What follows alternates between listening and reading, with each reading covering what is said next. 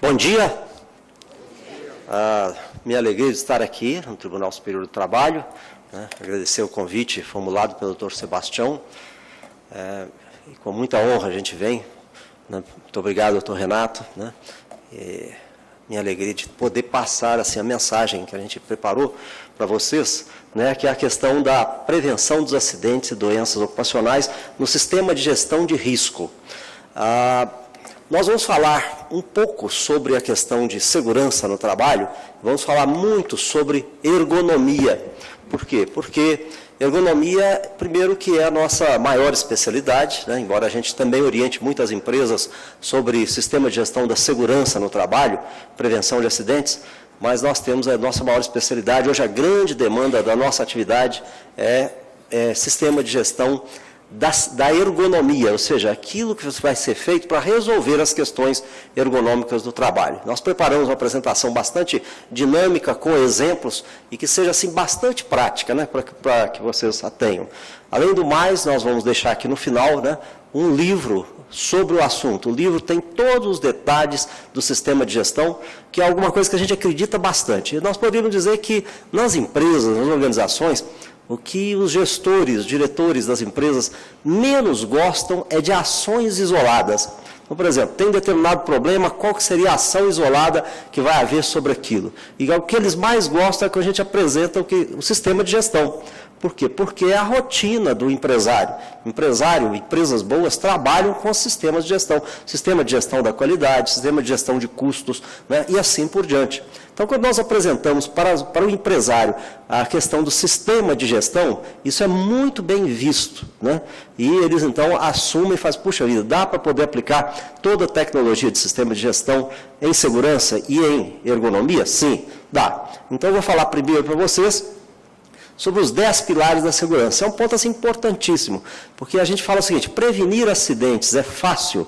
A resposta não, é muito difícil. E para que a gente possa ter uma atuação adequada, a gente cunhou essa forma mnemônica de trabalhar, que é a questão de os 10 pilares de AA até Y. Então, AA, B, C, D, E, F, G, H, I.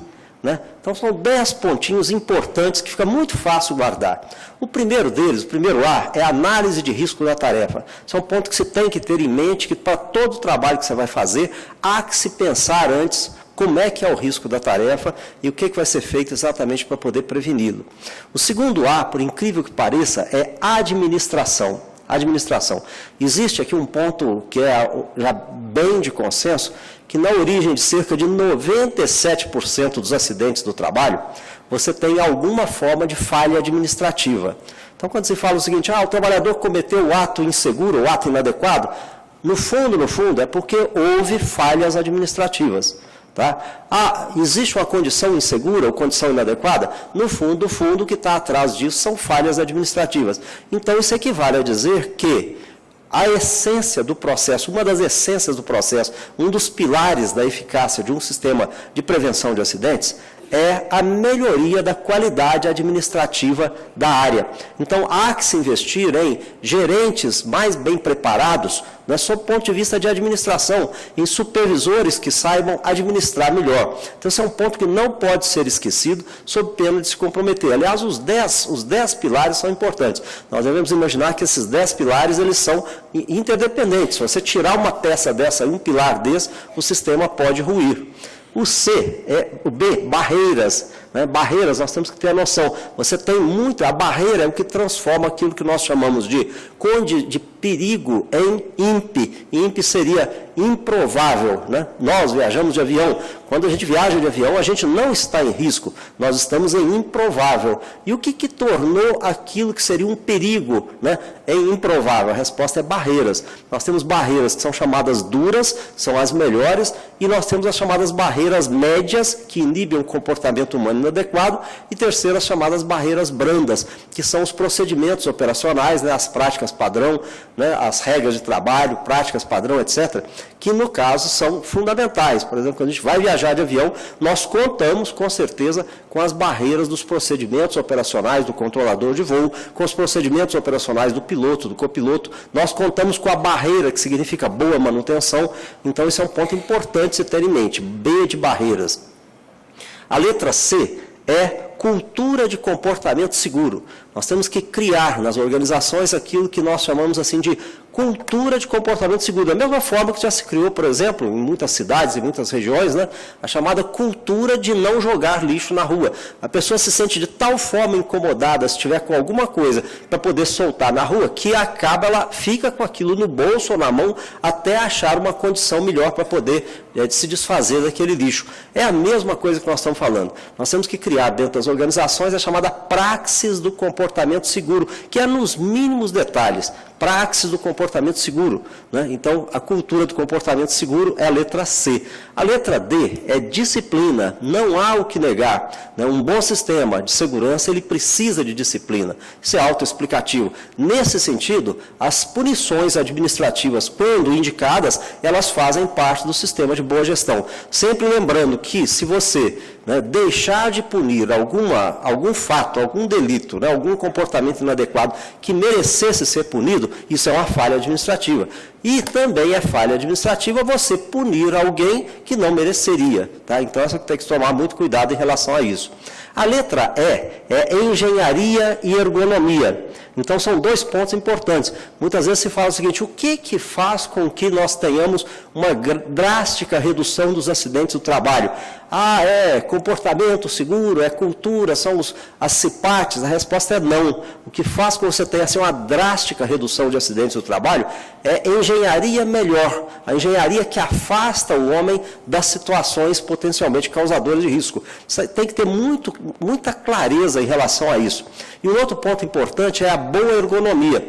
É sabido que 32% a 40% dos acidentes do trabalho ocorrem, e o motivo básico, que você teve assim como um fator de grande expressão na sua origem, é a má condição de trabalho, a condição anti-ergonômica. Então, há que se investir na engenharia e na condição ergonômica do trabalho, não só para prevenir lerdorte, não só para prevenir lombalgia, mas também para poder prevenir de forma eficaz os acidentes do trabalho.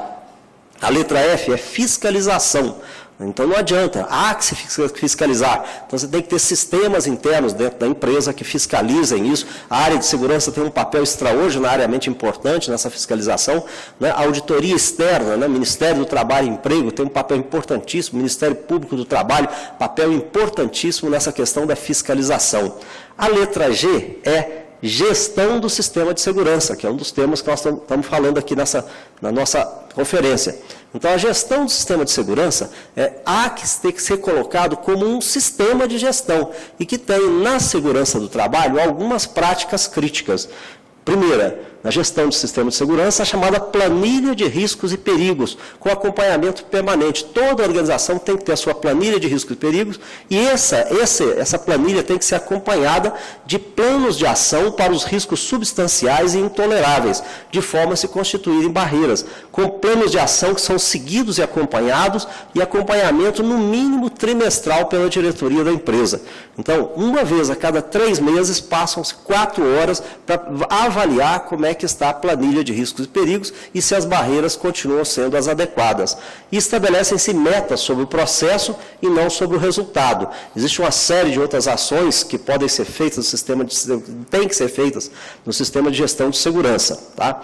A letra H é hierarquia. Existe uma imagem meio surrealista lá, Salvador Dalí, que diz que a base da pirâmide é o seu ápice. Então, a gente consegue imaginar isso, mas fundamentalmente é isso mesmo. Se um sistema de gestão funcionar bem, né, na empresa de segurança, ele tem que começar no nível de alta gerência e diretoria. Então, quando a alta gerência quer, as coisas acontecem. E, por último, é a letra I, interdependência. Então, é saber que a nossa ação, por exemplo, da diretoria, ela não consegue fazer tudo. Há que se ter uma interdependência no nível especialmente operacional. Então, nós temos que envolver um nível operacional para que o trabalhador participe também desse processo. E existem diversas formas de se envolver o trabalhador, né, que vão desde a participação dele nas chamadas inspeções periódicas planejadas, o trabalhador ajudando a construir os procedimentos operacionais padrão, né, nos processos de reuniões periódicas de equipe, que a gente procura ver quais são as situações que podem se constituir em riscos de incidentes na realidade da organização. Então, tudo isso nós temos que ter nessa noção que eu acho muito importante ter passado, que é muito fácil de guardar. As 10 letras, os 10 pilares da segurança, lembrando que todos eles são igualmente importantes, de A até I. Passo agora para a parte de ergonomia.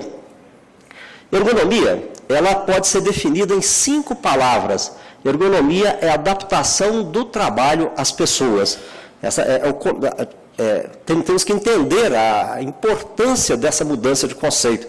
Porque a ergonomia é de 1950. Em 1950 é que se começou a ergonomia no mundo.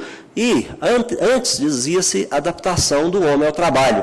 Então, a ergonomia quebra esse conceito. E ela vai dizer o seguinte: para que uma condição de trabalho seja sustentável, há que se pensar em fazer o contrário, adaptar o trabalho às pessoas, né? Visando 3 objetivos: produzir bem, com conforto e segurança. Okay? Então, são 3 coisas: a boa produtividade, mas com conforto e segurança. A ergonomia tem, é definida dessa forma, tecnicamente, um conjunto de ciências e tecnologias que procura o ajuste produtivo, confortável e seguro entre o ser humano e seu trabalho, basicamente procurando adaptar o trabalho às características do ser humano. É um trabalho interdisciplinar, que nós precisamos de diversos profissionais, precisamos do engenheiro de produção, precisamos do projetista, precisamos do médico do trabalho, do psicólogo, do fisioterapeuta, precisamos do trabalhador, né? O trabalhador tem um papel importantíssimo nesse processo de ergonomia e que tem 10 áreas tradicionais e 10 áreas mais atuais. As 10 áreas tradicionais da ergonomia é o trabalho fisicamente pesado, o trabalho em ambientes de altas temperaturas, trabalho em ambientes frios, a biomecânica, em que se analisam os esforços, o uso da coluna, posturas, o uso dos membros superiores, cadeira, organização ergonômica dos postos de trabalho, o uso do computador, é importantíssimo. Muita gente despreza essa ergonomia, mas ela é extremamente importante. Alguém faz assim, mas ergonomia é olhar cadeira? Sim, é olhar cadeira também. A pessoa que trabalha sentado o dia inteiro, um dos pontos mais importantes é uma boa situação mesa-cadeira, porque sentar-se mal é cruel com a coluna vertebral. Então, são pontos importantes que a gente tem que ter. Então, isso tudo é importante. Ergonomia do método e do posto de trabalho, ergonomia de condições para o trabalho intelectual. Quando você vai fazer um trabalho intelectual, você tem que ter bom conforto acústico, boa iluminação, bom conforto térmico, né? Questões ergonômicas relacionadas à administração do processo produtivo. Essa área aqui que eu estou mostrando, ela em geral é chamada de ergonomia na organização do trabalho, e que muitas vezes problemas na organização do trabalho ou na gestão, né, resultam em muita sobrecarga para o trabalhador. Então, uma área bastante importante, né, fundamental que seja analisada. Outra, melhoria da confiabilidade humana. Nós tivemos aqui no Brasil 3 acidentes aéreos de grandes proporções nos últimos tempos, 4, e em 3 deles a origem básica é uma má condição de ergonomia, Então, são pontos importantes que você tem que pensar. Então, toda vez que você passa uma informação para que o homem a processe, isso tem que estar muito adequado à capacidade perceptiva do ser humano. E prevenção de acidentes do trabalho. Como eu já falei, 32% a 40% de todos os acidentes típicos em qualquer empresa estão diretamente relacionados à má condição de ergonomia. E prevenção da fadiga. Nós temos um conjunto de outras 10 situações, são preocupações mais recentes da ergonomia. Ergonomia do cérebro no trabalho, então nós falamos de atenção e foco, vigília, simultaneidade, memória, sentidos, compreensão, capacidade espacial, solução de problemas, carga mental e estresse no trabalho, saúde mental no trabalho, tem uma interface grande com a ergonomia, né? Questões relacionadas à qualidade de vida no trabalho, questões ligadas à reestruturação produtiva, uso excessivo de computador, como é que está isso, informatização de tudo, né? Qual que é o impacto sobre o ser humano, né? Ergonomia dos turnos de revezamento, problema sério que ontem foi abordado, e de jornadas prolongadas, questão de motoristas, etc., essas cargas de trabalho. Nós temos questões de macroergonomia, quando a solução não depende só da empresa, ela depende muitas vezes de acertos da cadeia produtiva e às vezes até acertos acertos internacionais sobre normas, porque muitas vezes na empresa a gente resolve um problema, mas o que vem, outro equipamento que vem de fora, vem com os mesmos problemas. Ergonomia nos sistemas de altíssima produtividade, né, os desastres aí do Golfo do México, né, os riscos do pré-sal, nos mostram que se não tivermos muito cuidado, especialmente daquilo que nós chamamos de HOT, né, H-O-T, é olhar primeiro o lado humano, depois o lado da organização do trabalho, para então olhar a tecnologia, nós podemos ter problemas sérios e acidentes graves nesse processo. Ergonomia da inclusão, que é um ponto importantíssimo em situações de limitação profissional. Nós falamos, então, pessoas que já tiveram hérnia de disco, como é que nós vamos modificar as condições de trabalho para, de novo, né, colocar essas pessoas no mercado de trabalho produtivas, de novo, e não na previdência social, né? DORT em membros superiores, como que a pessoa que já teve uma lesão de ombro, como é que ela vai ser reinserida profissionalmente, né? Pessoas com deficiências e grávidas no último trimestre da gravidez, que é um ponto importantíssimo de se ter atenção, né, nessa questão da ergonomia. E por último, uma coisa assim que chama a atenção, a ergonomia se preocupa cada vez mais com a chamada demografia da população trabalhadora. Quantos são homens, quantos são mulheres, quantos que estão na faixa de 20 a 30 anos, quantos que estão na faixa acima de 45 anos, porque nós temos que preocupar com a questão do envelhecimento e a capacidade de trabalho. Então, tudo isso aí, a ergonomia, essa ciência fantástica, né, fabulosa que nós temos aí, com um belíssimo desafio, né, que é a chamada ergonomia. Agora a questão é como implantar a ergonomia. Nós temos 10 motivos que as empresas têm investido muito em ergonomia na atualidade. Primeiro é porque é o certo de se fazer. Então, isso já há consciência de muitas empresas a respeito disso. Segundo, é quando o custo de não se fazer supera o custo de se fazer. Então, vou mostrar aqui para vocês esse caso dessa empresa, que esta aí era a condição para se fazer reparo nas bombas de amido da máquina de papel. Porão de 110 centímetros de altura, tendo que remover bombas de até 160 quilos. Foi feito o projeto, R$92 mil, não haveria nenhum ganho de produtividade no sentido tradicional, nenhum ganho de qualidade do papel, foi levado para a diretoria e é claro que foi aprovado. E diante do olhar assim, atônito do pessoal do Comitê de Ergonomia, puxa, foi aprovado R$92 mil, né? O diretor da empresa falou a seguinte frase na minha frente: um processo na justiça custa muito mais do que isso. Um processo na justiça por hérnia de disco custa muito mais do que isso. Então, as bombas foram passadas para o lado de fora do galpão com total conforto, ficou então em R$65 mil. Depois já foi feita a cobertura, foi feito esse negócio amarelo que vocês estão vendo aí, que seria monovia. Com essa monovia, o mecânico coloca uma talha manual, põe no olhar dessa bomba, desse motor, e já para na caçamba da picape, da caminhonete, facilitando enormemente o trabalho. Então, a ergonomia é isso, é incluir, porque se as pessoas não estiverem trabalhando, elas estarão na previdência social, e aí é um problema sério para o país, Terceiro, é o alto custo e dificuldades administrativas com o rescaldo de casos antigos. Isso é um negócio complicado, a gente passa isso para as empresas. O trabalhador que tem dor nos braços, DORT, né, dor nos braços, a empresa vai ter dor de cabeça com ele por muito tempo, por décadas, entendeu? Então, é o alto custo e dificuldades administrativas com o rescaldo de casos antigos. Então, tem que prevenir. Quando a empresa está muito pressionada, hoje nós temos uma realidade muito interessante, atuação incisiva do Ministério Público do Trabalho, muitas empresas têm feito trabalhos que nunca fariam, mas que têm feito, tá? Prevenção de acidentes do trabalho, como eu já falei, certificação ISO e OSAS, muitas vezes as empresas fazem ergonomia quando vem a certificação. Sustentabilidade, né? Nós temos que pensar que hoje a rapaziada não quer serviço pesado mais, não faz.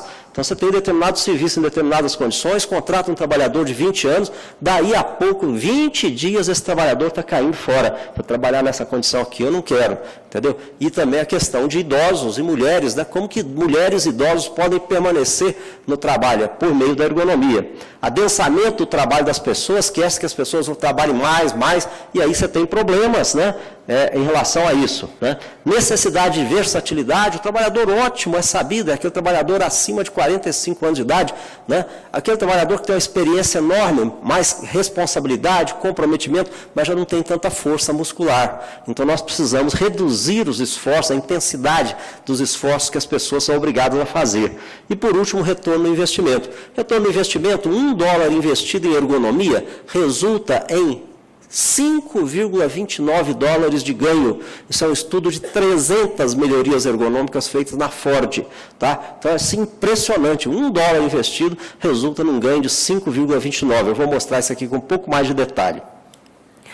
Os 10 tipos de solução ergonômica é uma coisa muito interessante para a gente entender, né, que são esses aí. Né? Eu vou detalhar um pouco mais. O primeiro deles é a eliminação do movimento ou da postura crítica. Vamos ver o vídeo aí, Leandro, por favor. Olha só isso aqui, que coisa impressionante. Né? Enable macros. Né? Então, você vai verificar o seguinte, olha esse trabalho. O indivíduo tinha a peça de 44 quilos, saía, eu tinha que dar esse tombo na peça, olha que coisa. Risco de acidente, né? Isso aí é um cubo de roda de caminhão. E por que ele tinha que dar o tombo na peça? Porque na máquina de lavar, que é essa máquina aí, os furos onde depois vão os pinos prisioneiros se enchem de água. Né? E ele tem que dar esse tombo para a água sair. É um negócio assim terrível. E qual que foi a solução? A solução foi basicamente, né, a eliminação do movimento postura crítica. Como? Passando a colocar os pinos antes de a peça entrar na máquina. Então, aí eliminou-se totalmente a necessidade dessa tarefa. São soluções inteligentes, né? Que a gente elimina o processo necessário, desativa máquinas ruins, reduz a frequência, reduz o tempo na postura crítica, faz melhoria da qualidade, reduzindo retrabalho e esforços. Esse último item não é tão fácil, não. Pequenas melhorias. Vamos ver o segundo vídeo aí, Leandro. Olha lá, pequenas melhorias. Essa máquina aí, essa é uma bobina de máquina de embalar bombom, chocolate, pesa 23 quilos. 23 quilos. Né? Olha a força que a moça tem que fazer para poder colocar isso aí na posição. Vamos lá, moça. Demorando. Né? Você está esperando ajuda, só que não tem jeito, porque ela tem que fazer sozinha. Por quê? O cabo é curto e a outra, quando ajuda, ela já fez todo o esforço no ombro esquerdo, conforme vocês podem perceber. Vocês vão ver a cara de satisfação que ela vai fazer. Querem ver?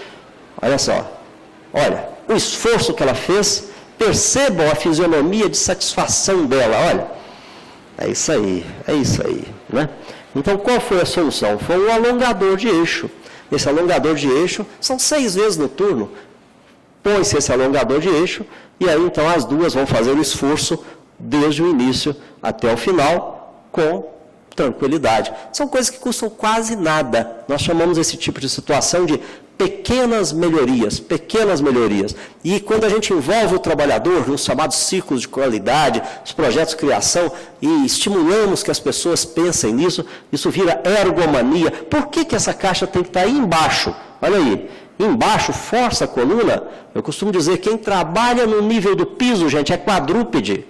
O ser humano não é quadrúpede, então tem que colocar essas pallets, esses suportes mais altos, tá? Mais elevados, que facilita a higiene e facilita a ergonomia. Então, com o suporte mais elevado, o indivíduo pega a caixa com o corpo numa posição bem melhor, conforme vocês podem perceber.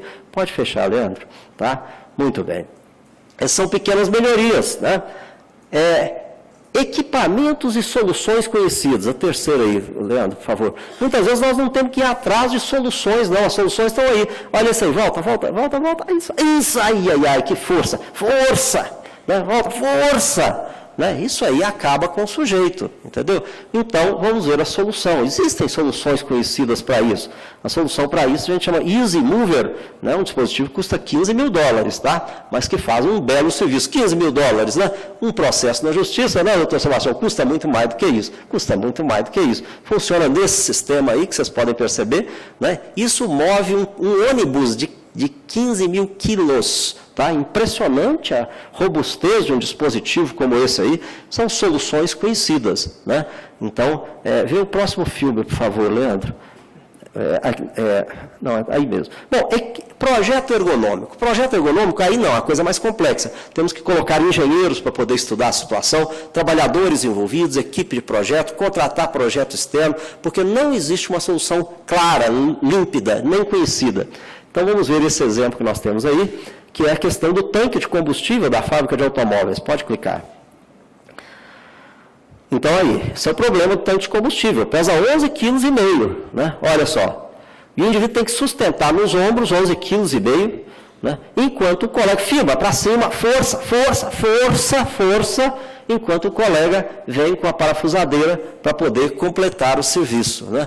Isso não é simples. As pessoas que trabalhavam corriam nesse posto de trabalho, ninguém queria trabalhar. E o indivíduo, um deles, falou para mim que nem dormia direito de tanta dor, né? De tanta dor que sentia nos ombros, né? Porque você vai falar assim, bom, vamos ver aqui em outro momento.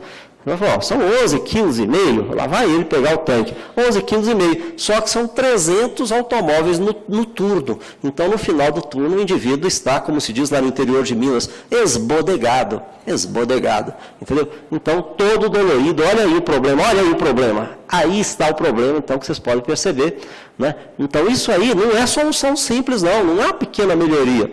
Então, o que foi que essa fábrica de automóveis fez? Desencadeou um processo de melhoria ergonômica que nós chamamos de estudo ergonômico, que envolve projetista, que envolve engenheiros, que envolve trabalhador, e desenvolveu esse braço articulado aí, que vocês podem perceber, uma beleza de solução, né? Vamos sempre lembrar que 95% dos nossos problemas ergonômicos estão nas fábricas, tá, gente? E 5% nos escritórios.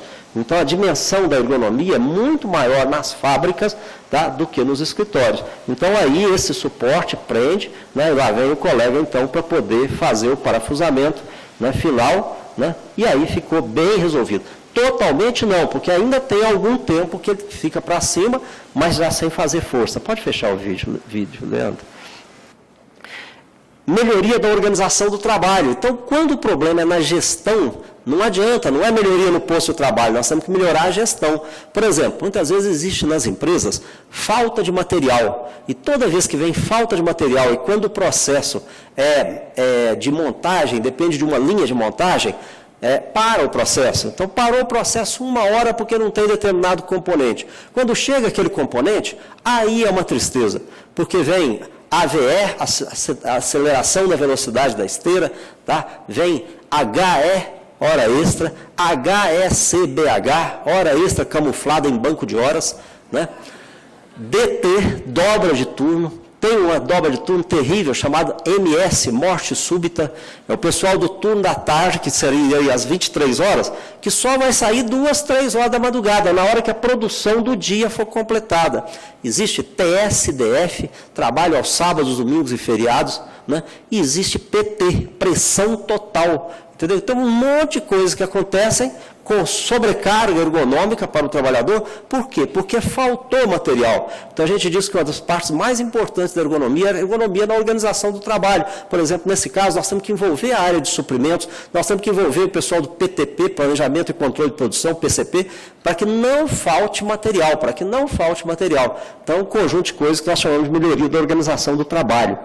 Orientação ao trabalhador e cobrança de atitudes corretas, importantíssimo isso aí. Próximo, sou eu aqui, né? Condicionamento físico é importante, preparação dos movimentos para o padrão muscular do trabalho, ginástica de aquecimento e alongamento, ginástica de distensionamento, ginástica compensatória. Ginástica de distensionamento, quando o trabalho é predominantemente estático, ela é impagável o valor dela, não há o que negar, né? Ginástica de condicionamento muscular, ginástica de manutenção da capacidade aeróbica, prevenção e combate à obesidade.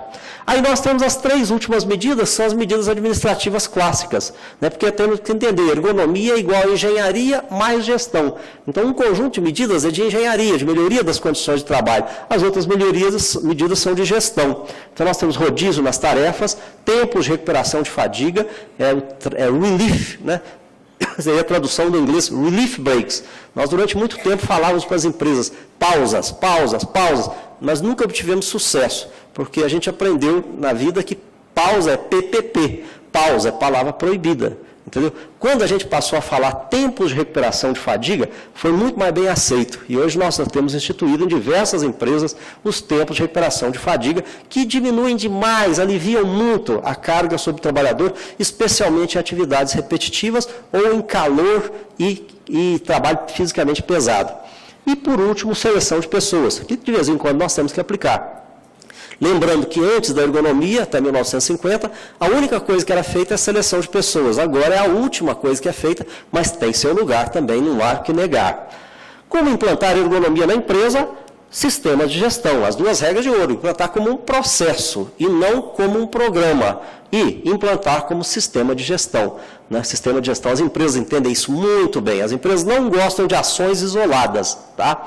E processo, né, do jurídico, vocês sabem muito bem disso, em administração ou no judiciário, é uma sequência de eventos ou atividades que descreve como as coisas mudam no tempo. Né? Isso vem do latim proceder e caminhar sempre para frente, né? O contrário disso é retrocesso. Nós temos 7 objetivos finais no processo de ergonomia. Conseguir reduções significativas das lesões e doenças, né? Conseguir redução dos acidentes relacionados à má condição de ergonomia, conseguir gradativamente a eliminação das situações causadoras de dor, fadiga, desconforto e dificuldade, conseguir que cada pessoa de nível gerencial e técnico considere o fator ergonomia em suas decisões de trabalho. Isso é um negócio que é interessantíssimo. À medida que o diretor, que o gestor, que o supervisor considera do que ele tem que pensar nas prioridades, ele também tem mais uma, que se chama ergonomia, a condição que o indivíduo está trabalhando, isso é um ponto importantíssimo. É como se injetássemos na veia da pessoa esse valor ergonomia, né? Dotar a empresa de um sistema de gestão da ergonomia com ações integradas. A empresa detesta ações isoladas. Né? Dar à empresa suporte jurídico para lidar de forma robusta com demandas que costumam existir nessa área.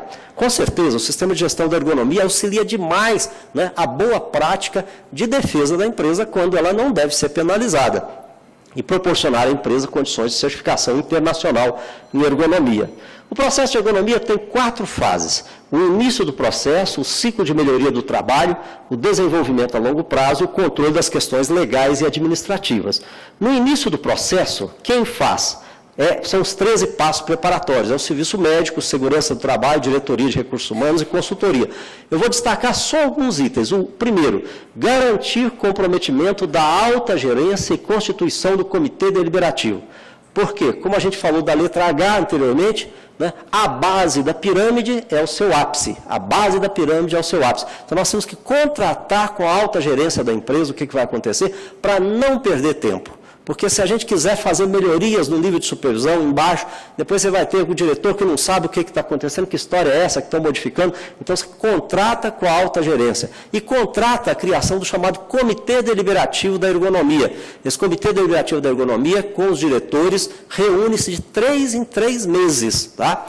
E tem os comitês executivos de ergonomia. Então, os comitês executivos são lá nas áreas, né, nas áreas operacionais, para resolver os problemas que aí existem. Vou destacar também o item que está aí, que é chamado 9, elaborar o panorama ergonômico de cada área. E o 10º, definir metas de ações sobre as questões ergonômicas para cada uma das áreas. O que vem a ser isso? O 9, elaborar o panorama ergonômico de cada área. É um trabalho preparatório que é feito, em que no final das contas nós tenhamos um quadro como esse que vocês estão vendo. O panorama da questão ergonômica do setor T. Essa área, setor T, ela tem 10 situações classificadas aí em alto risco, conforme vocês podem perceber. Vermelho, vermelho forte. Tem 17 situações classificadas em risco. Tem 31 situações classificadas como desconforto, dificuldade ou fadiga. E tem 11 situações classificadas como improvável. Então, isso é um ponto importantíssimo. E definir, por exemplo, quais são essas 10 e essas 17 situações. Por exemplo, as 10 são essas aí, teste da partícula magnética, marcação com martelo, pintura do motor pronto e assim por diante. À medida que existe isso, o gestor sabe onde é que tem que investir o esforço. Isso é um ponto importantíssimo e a gente diz o seguinte, a gente faz até um jogo. A gente aprendeu na vida que engenheiro, né, diretor de fábrica, né, engenheiro de empresa, ele gosta de 3 coisas. Ele gosta de números, ele gosta de metas e gosta de Excel. Então, engenheiro, se você convive com algum engenheiro, você sabe disso. Engenheiro gosta de números, engenheiro gosta de meta, engenheiro gosta de Excel. E no Excel o que ele mais gosta é de gráficos, os gráficos do Excel.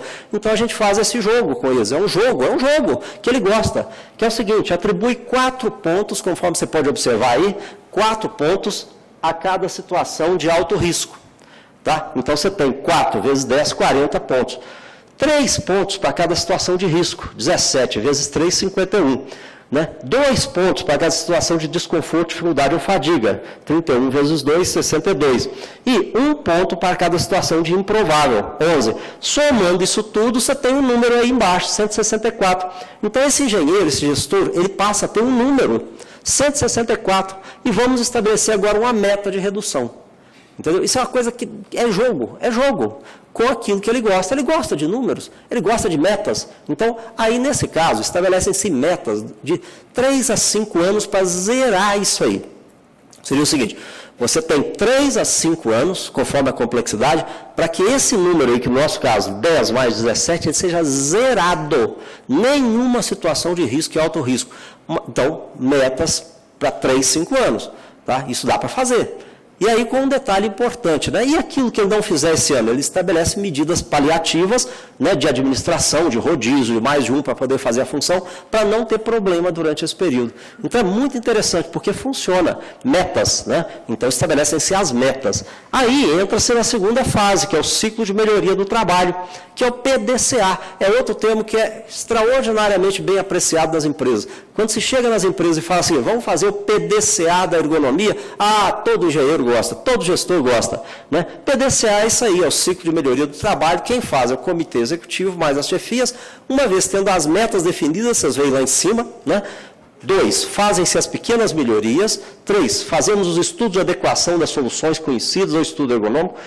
4, definem-se as soluções. 5, planos de ação. Uma coisa importante, que o pessoal gosta e é importante. O que nós vamos fazer com outra linguagem que o pessoal gosta? É o 5W, um H e um HM. Né? O que fazer, por que fazer, quem vai fazer, quando vai ser feito, onde vai ser feito, como vai ser feito e how much, quanto vai custar. Tudo planejado direitinho, assinado pela diretoria, assinado pelo gestor. Tá? Aí implementam-se as soluções, que é o item 6. Documentam-se os projetos, que é o item 7. 8, acompanha e valida os resultados. Tá? E aí, uma vez por ano, dá uma reciclada nisso aí, novas metas e assim por diante. Então, é um sistema de gestão que funciona de uma forma assim, muito interessante. Claro, sempre tem problemas. Existem 5 categorias de problemas ergonômicos. Primeiro são as pequenas melhorias, que a gente diz o seguinte, é ver, projetar, agir, validar, documentar. O 2 é solução conhecida, o estudo de adequação, orçar, replicar. O terceiro é aquele de solução complexa, é a análise ergonômica, mais estudo de alternativas, mais o plano de ação. O 4, questão ligada à organização do trabalho, transferência da solução direto à chefia para que ela dê uma solução para esse problema de organização do trabalho. E o 5 é o que não tem solução.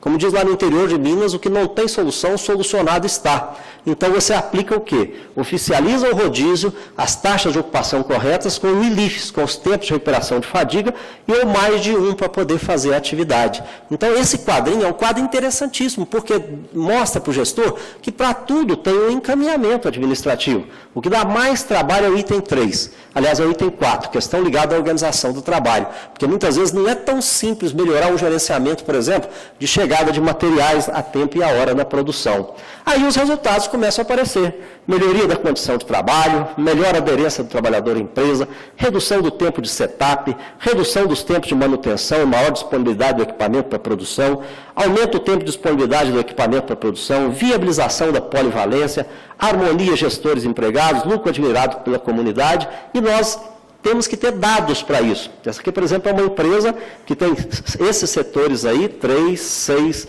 9 setores. Né? O indicador inicial, como que era? Você olha o setor A, por exemplo, o indicador inicial é 647. Depois de um ano, já estava em 495, com 23,5% de redução do risco ergonômico. Essa é a linguagem que as empresas gostam. Né? O número de atividade de risco e alto risco no setor A em janeiro de 2009 era 118.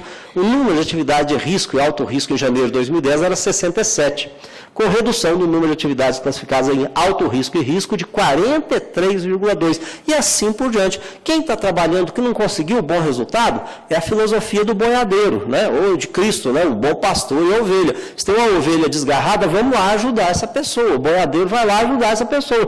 Por que foi que você não conseguiu durante esse ano? Não é crucificar, nem marretar, não. É ajudar a pessoa, né? Para poder ela conseguir esse resultado que ela tem para conseguir. E olha o absenteísmo, né? Eu gostaria que vocês vissem a terceira coluna, absenteísmo por questão ergonômica. Essa aqui, tá?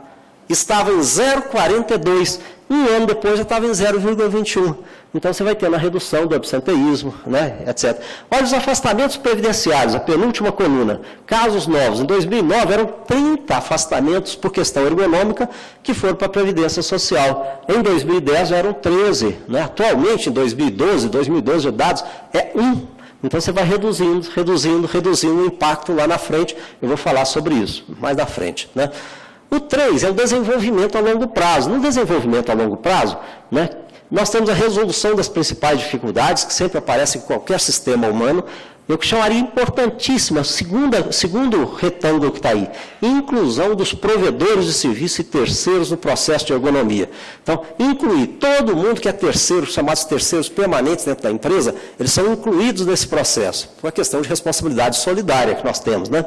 Auditoria, revisão e melhoria constante, comunicação de melhorias, encontros periódicos e simpósios de apresentação de trabalho, gestão de conhecimento. E vem a fase 4, que é o controle das questões legais e administrativas, que são esses aí, né? Mapeamento ergonômico, isso é cobrado pelo DRT e é cobrado pela certificação ISO, tá?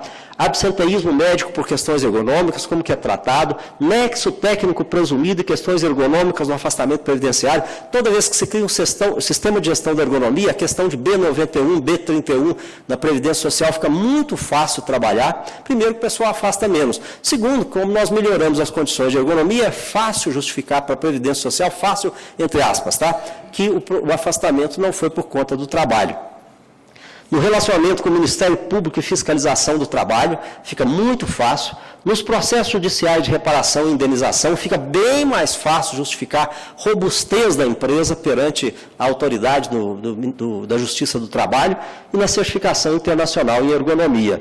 Aí os resultados são esses: redução no custo de tratamento médico, redução do processo de reparação pelo dano, redução dos ajustes com autoridades do trabalho, redução dos acidentes do trabalho, redução de passivos, redução de absenteísmo, redução de afastamentos da Previdência Social, redução de remanejamentos. Então, é por isso, né, que eu vou fechar minha apresentação com os chamados gráficos. Como eu falei para vocês, engenheiro gosta de números, metas, Excel. E no Excel, o que ele mais gosta é de gráficos. Então, tem 6 gráficos importantes que nós seguimos esse processo de sistema de gestão. Isso vale para segurança, vale para ergonomia, vale para meio ambiente, né? São 3 curvas ascendentes e 3 descendentes. Nós representaríamos ao longo do tempo 3 curvas que aumentam e 3 curvas que diminuem. O que aumenta? A produtividade, com certeza. A ergonomia resulta em boa produtividade, com melhor posicionamento do corpo para trabalhar, redução da fadiga, redução dos tempos de setup. Setup é troca de ferramental para um novo tipo de produção. O fator que mais determina a redução de tempo de setup e melhor disponibilidade do equipamento chama-se boa ergonomia. Vocês imaginam uma troca de ferramentas que o trabalhador tem que fazer uma força terrível? Não, à medida que você põe um auxílio mecânico ali, ele faz com grande tranquilidade. Redução de tempo de manutenção, redução do tempo de operação, maior disponibilização do trabalhador para a produção, redução do tempo de operação, maior número de peças produzidas, redução de retrabalho, de movimentação de materiais, utilização de ferramentas corretas. Tudo isso é quantificável. Isso que é importante, procurar números para poder quantificar esse tipo de impacto. A segunda curva ascendente é a qualidade do produto. Você tem que cerca de 40% a 50% dos problemas de qualidade em manufatura são devidos à má ergonomia. Por quê? Prejuízo da qualidade por má ergonomia. Ter que fazer a operação sem enxergar o ponto de trabalho. Então faz errado, faz equivocado. Dificuldade no posicionamento do corpo com erros.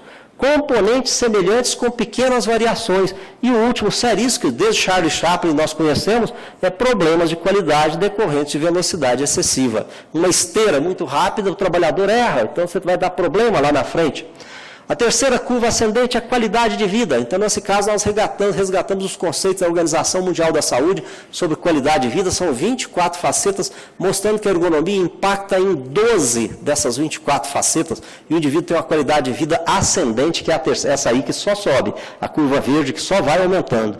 E nós temos as 3 curvas descendentes, né? A primeira delas é adoecimentos e afastamentos. Adoecimento e afastamento é essa aqui.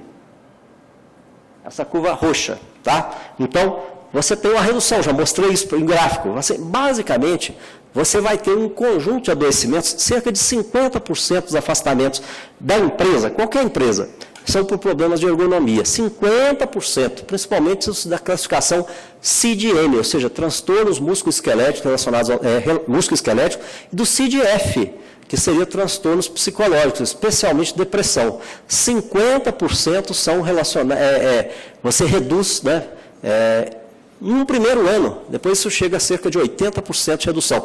Isso tudo documentado, né? Você vai verificando quais são os CID-M, os afastamentos, e vai documentando, tá?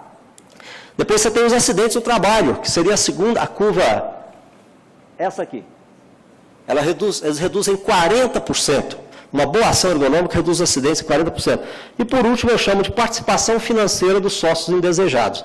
Isso é uma coisa, assim, interessantíssima, que a gente mostra para a empresa fica impressionada com isso. Mas, gente, que coisa! Então, quando não há uma boa ergonomia e boa segurança, você tem a chamada participação financeira dos sócios indesejados. Então, vamos falar uma linguagem que a empresa entende. A empresa entende a linguagem do Kiyoshi Suzaki. Isso aqui é padrão nas empresas, né, que ele fala de mudar. Esse indivíduo escreveu um livro paradigmático, em 1987, que chama The New Manufacturing Challenge, Techniques for Continuous Improvement, que ele fala que existem 7 formas de desperdício nas organizações, que as organizações têm que controlar. Aí nós perguntaríamos, ou seriam 9 ou 10, né? São isso aí, produção excessiva é desperdício, tá? Espera é desperdício, transporte é desperdício, inventários é desperdício de dinheiro, excesso de procedimentos é desperdício de dinheiro, movimentação, né? Você não agrega nada ao trabalhador andando, tá? É desperdício. Defeitos é um senhor desperdício. Thomas Armstrong, né, brilhante Dr. Thomas Armstrong, da Universidade de Michigan, ele é engenheiro de produção, ele escreveu em 2004 outras 2 formas de desperdício, acrescentando ainda na terminologia do Kiyoshi Suzaki sobre os desperdícios, que a fadiga afeta a performance do trabalhador e causa prejuízo na produtividade. Isso é um ponto importante. Existe uma regra básica, uma frase que a gente diz o seguinte: quando o trabalhador precisa de um tempo de recuperação de fadiga e ele não existe alocado no trabalho, o trabalhador o fará de alguma forma. Então, quando ele não tem uma produção ritmada, que depende dele, ele tapeia a produção. Quando existe uma cadeia produtiva, uma linha de produção, o trabalhador falta e consegue um atestado médico, que vai ser abonado, tá? Então, o trabalhador o fará de alguma forma. Ou depois ele vai para um CID-F, o que for, né, um transtorno psicológico, né, e vai ser abonado. Então, é um ponto importante que o Thomas Armstrong chama atenção. E as empresas não prestam atenção nesse item, a fadiga. Há outras lesões musculoesqueléticas, que geram absenteísmo, horas extras, desvio de outros trabalhadores para atender a ausência daquele. Tá? Lesões geram um monte de problema. E nós chamamos a atenção do 10º desperdício, que seria o quê? A participação financeira dos sócios indesejados. A empresa não percebe, até alguns sócios que estão sempre drenando o lucro da empresa. Quais são? Advogados e litígios trabalhistas ganham muito dinheiro, né, com as mazelas ergonômicas e de segurança da empresa. É desperdício de dinheiro. NETEP, o Nexo Técnico Epidemiológico Previdenciário, B91, estabilidade, gera muita perda financeira para a empresa. FAP, o fator acidentário de prevenção, que muitas vezes a empresa tem que pagar o seguro de acidente de trabalho, pagava 3% sobre a folha de pagamento, agora tem que pagar 4,5% da folha de pagamento. Isso é um dreno de dinheiro que você não imagina. Ações regressivas que o INSS está movendo agora contra as empresas, tá? Então vai de novo mais dinheiro da empresa. Pessoal burocrata improdutivo, são engenheiros de segurança de alto nível, são médicos do trabalho de alto nível, que estão fazendo o quê? Fazendo documentação para provar que não é B91, que é B31, fazendo documentação para poder provar, por exemplo, que os processos periciais poderiam estar envolvidos numa ação preventiva, que aí sim seria um valor preventivo, tá? E estão drenando o dinheiro da empresa, passivo trabalhista que drena o dinheiro da empresa, e os infindáveis tratamentos médicos fisioterápicos de baixa resolubilidade, que não resolvem, que a pessoa está anos e anos com médico, com fisioterapeuta, naqueles tratamentos que não resolvem nada e a empresa está pagando. Então, no final das contas, trata-se de uma opção de onde investir o dinheiro da empresa. Em ações preventivas, que fecham a torneira dos afastamentos e garantem todos os outros benefícios antes citados, ou continuar pagando aos sócios indesejados. Tá? A melhor opção é óbvia. Tá? Aí os indicadores. E aí está o meu nome e endereço eletrônico, com o meu agradecimento por essa oportunidade de falar aqui hoje em Brasília. Muito obrigado, gente.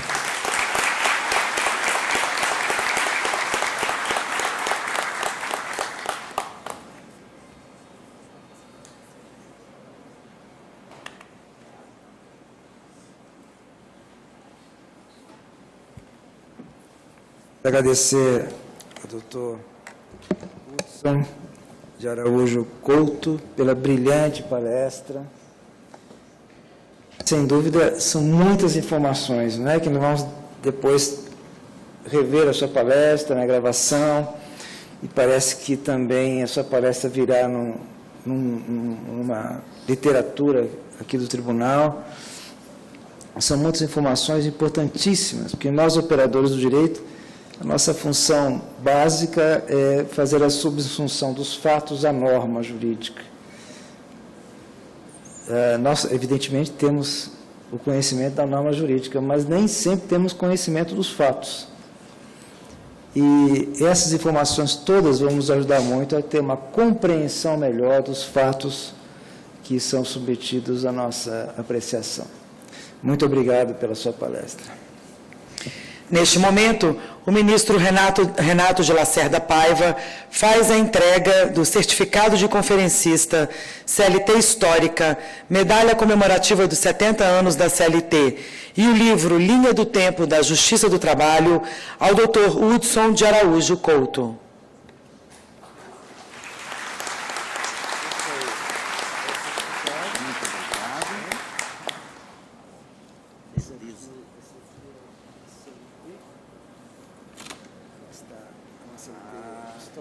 Beleza. Uma edição da linha do tempo do TST, que traz uma série de informações. Posso fazer o filme? Agora? Muito bem.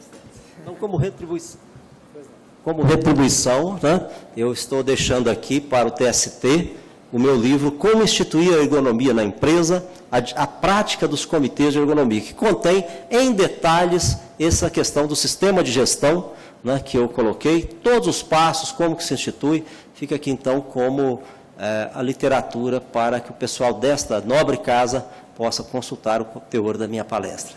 Muito obrigado.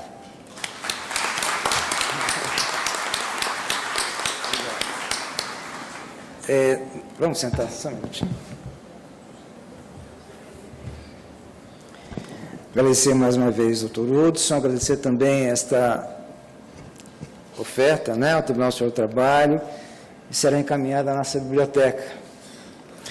E devo dizer que, desde logo, que eu serei um dos candidatos à leitura, a requisitá-lo brevemente. Encerrado. Podemos encerrar? Podemos. Tá bem. Então, agradecendo a presença de todos, a brilhante palestra do Dr. Hudson, dou por encerrado os trabalhos desse painel.